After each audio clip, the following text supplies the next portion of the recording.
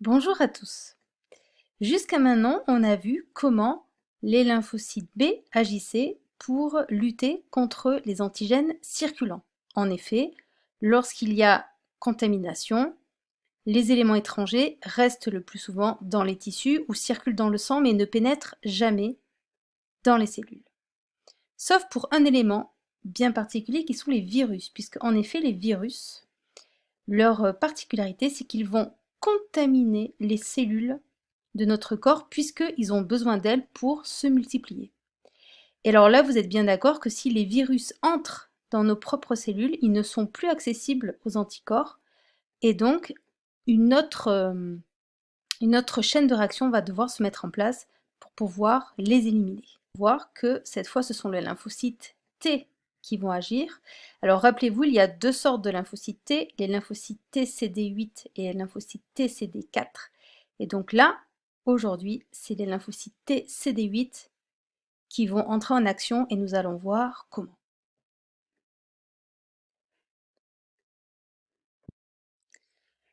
Alors, vous avez ici une expérience qui va vous permettre de caractériser l'action des lymphocytes T. Donc, vous avez plusieurs souris de la même souche. Alors, en SVT, dès qu'on parle de souche, ça veut dire que ce sont des clones, ça veut dire qu'elles sont toutes génétiquement identiques. Donc, à cette pauvre souris, qu'est-ce qu'on fait? On lui injecte un virus. Alors, c'est pas un virus mortel, mais on lui injecte quand même un virus. Et donc, pour se défendre, vous êtes d'accord, elle va produire des lymphocytes T. Ces lymphocytes T vont être récupérés et mis en contact avec différentes sortes de cellules.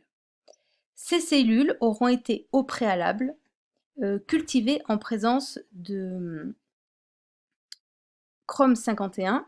Alors en fait, c'est tout simplement pour qu'elles intègrent du Chrome 51 et que si par hasard elles sont détruites, elles vont donc libérer ce chrome dans le milieu de culture et en dosant donc le chrome, on va pouvoir déterminer si les cellules ont été détruites ou pas.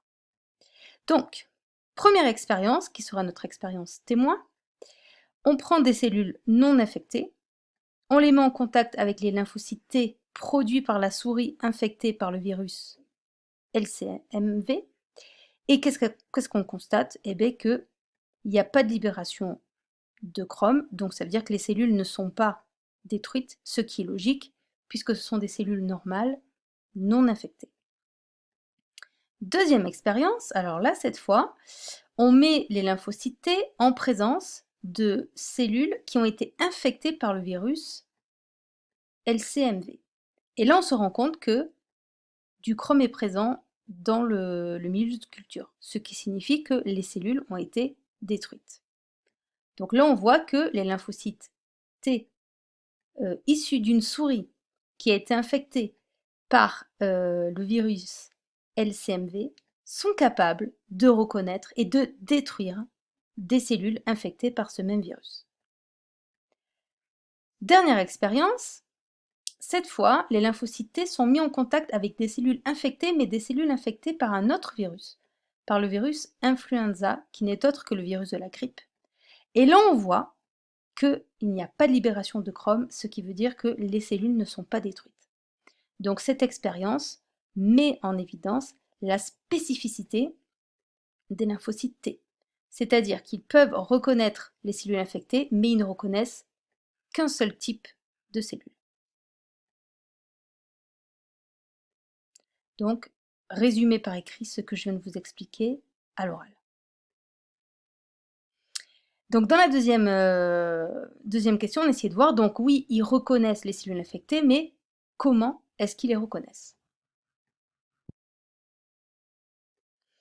Alors, tout d'abord, on va parler d'une petite spécificité des cellules. Toutes les cellules ont à leur surface des protéines particulières qu'on appelle les protéines du CMH. Et ces protéines, elles ont une particularité, c'est qu'elles présentent, donc à l'extérieur de la cellule, des molécules issues de l'activité interne de cette cellule. Alors, il se trouve que lorsqu'une cellule est infectée par un virus, le virus va intégrer son ADN dans le génome de la cellule. La cellule va donc produire des protéines virales et ces protéines vont être présentées à la surface par ces fameuses protéines du CMH. Voilà comment les lymphocytes T vont pouvoir détecter qu'une cellule a été infectée. Alors, il faut savoir que ceci est valable aussi pour les cellules qui fonctionnent un peu moins bien. Par exemple, dès qu'une cellule est vieillissante, si elle est cancéreuse ou si elle vient d'un autre individu, si elle est greffée par exemple, elle va présenter à la surface des molécules que les lymphocytes T vont détecter comme anormales. D'accord? Donc là, on va présenter la réaction avec les virus, mais il se passe exactement la même chose, voilà, dans les cas de cellules vieillissantes, cellules cancéreuses, cellules greffées, etc. Donc,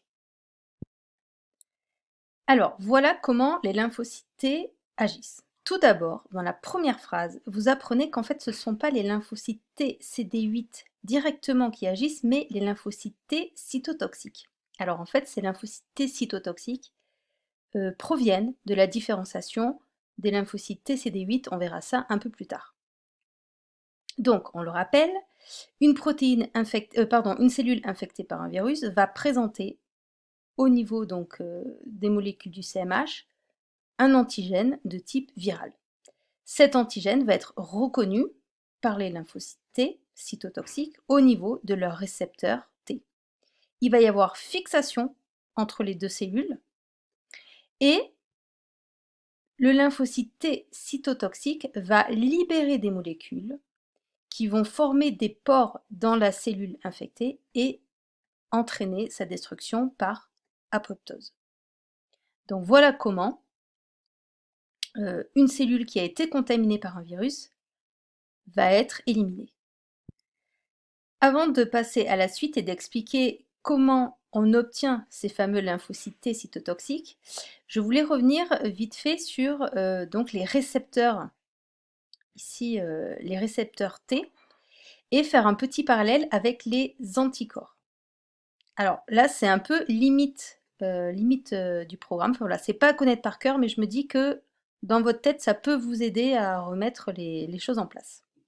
Donc, les lymphocytes B, les récepteurs B, ce sont les molécules que l'on trouve à la surface des membranes des lymphocytes B. Et ça correspond à nos petits grecs, qui sont donc les anticorps. Les récepteurs T, eux, sont sur la membrane de tous les lymphocytes T, et eux, ils n'ont pas de forme de Y.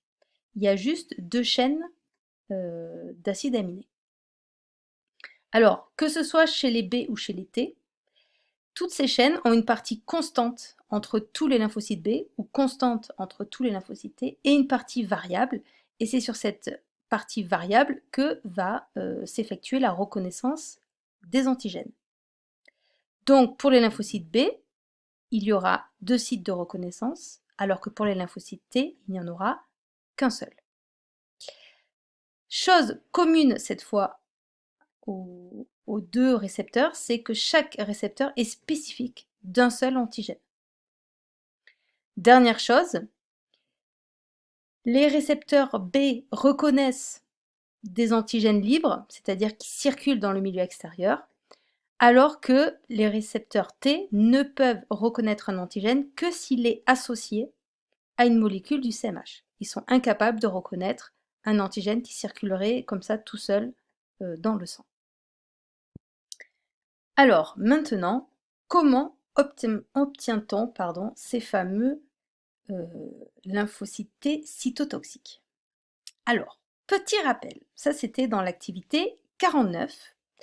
Donc vous vous rappelez, il vient d'avoir contamination et infection, il y a eu le recrutement de tous les phagocytes, dont les macrophages et les cellules dendritiques qui donc éliminent les virus. Donc je vais représenter là. Je rappelle que les virus ont à leur surface des antigènes qui leur sont propres, les petits triangles, et des antigènes qui sont communs à plusieurs éléments. Alors, ces macrophages et ces cellules dendritiques, on avait vu, elles font quelque chose de particulier, c'est qu'elles ont à leur surface nos fameux récepteurs du CMH.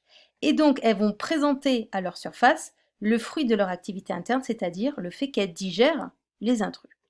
Et on avait vu que une fois qu'elles avaient leur récepteur du CMH bien rempli, elles partaient au niveau des ganglions lymphatiques.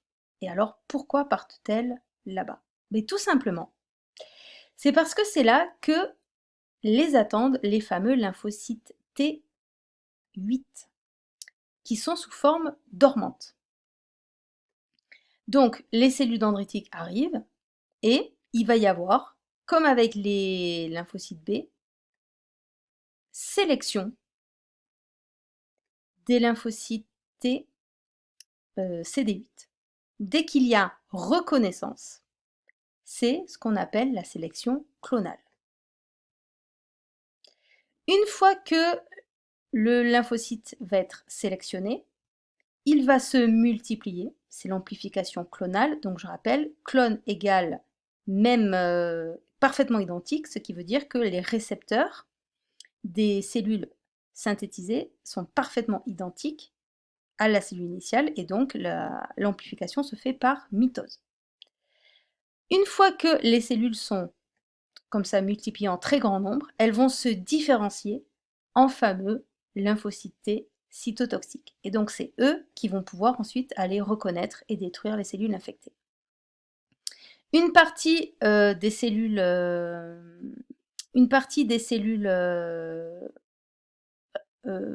fabriquées ne vont pas se différencier, mais vont devenir des cellules mémoire, c'est-à-dire à longue durée de vie. On parlera de ces fameuses cellules mémoire qu'on a déjà vues avec lymphocyte B dans le prochain chapitre.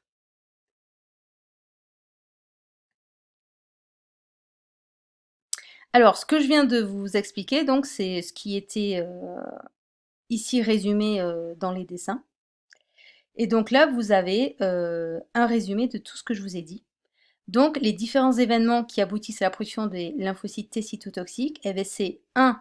Sélection par les cellules dendritiques au niveau des ganglions lymphatiques. Puis, on retrouve l'amplification clonale et la différenciation clonale. Alors, pour conclure, donc, les lymphocytes T, comme les lymphocytes B d'ailleurs, sont produits, on l'avait vu, dans la moelle osseuse. Mais contrairement aux lymphocytes B qui maturent également dans la moelle osseuse, les lymphocytes T vont migrer au niveau du thymus, qui est donc une glande dans le haut, localisée en haut du thorax. Et qu'est-ce qui va se passer dans ce thymus? Eh bien, rappelez-vous, comme pour les lymphocytes B, tous les lymphocytes T qui vont reconnaître des molécules du soi et qui du coup pourront se retourner contre les cellules de l'organisme vont être éliminés. Et du coup, seuls les lymphocytes T immunocompétents, c'est-à-dire qui reconnaissent des éléments étrangers, vont être libérés donc dans le sang, la lymphe, et vont donc se diriger vers les fameux ganglions lymphatiques où ils vont être donc au départ sous forme dormante, puis sélectionnés par les cellules présentatrices d'antigènes, majoritairement les cellules dendritiques. Une fois qu'ils seront sélectionnés, il va donc y avoir l'amplification clonale, donc grande multiplication, puis ils vont se différencier en lymphocytes cytotoxiques. Donc je rappelle que toutes les cellules possèdent à leur surface des protéines du CMH, que ces protéines du CMH présentent des molécules issues de l'activité interne de la cellule, et c'est comme ça que les lymphocytes T vont pouvoir, par l'intermédiaire de leur récepteur T, reconnaître et se fixer aux cellules anormales, et enfin les éliminer par apoptose. Donc apoptose, c'est la mort programmée donc, de la cellule qui explose. Bon, ça fait pas un gros boom, quoi, mais voilà, la membrane est coupée. Et donc, tous les débris qui découleront de cette apoptose seront éliminés par, toujours pareil, par phagocytose.